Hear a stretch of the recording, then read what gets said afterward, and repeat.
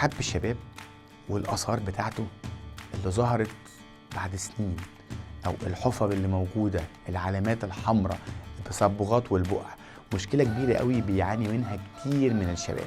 الحقيقة بعض منها بيروح بمنتهى السهولة ببعض الكريمات ومع الوقت بيختفي، ولكن يبقى بعض الآثار العنيفة قوي لبعض الحفر والحبوب الجامدة أو القوية أو الحويصلات الكبيرة كانت موجودة في الوش، اللي بتسيب تعرجات أو ندبات أو حفر في وشي بتبقى مؤرقة أو مضايقاني أو مزعلاني أو مش مناسبة لشكلي، وببقى عايز أتخلص منها.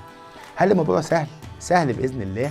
بنعمل أكتر من تقنية، منها السكار سبسيجن تقطيع الألياف، ومنها الليزر، منها الحقن لبعض المواد البنائية، والسكين بوسترز اللي بتعمل تنشيط للكولاجين عشان يحسن شكل الندبات.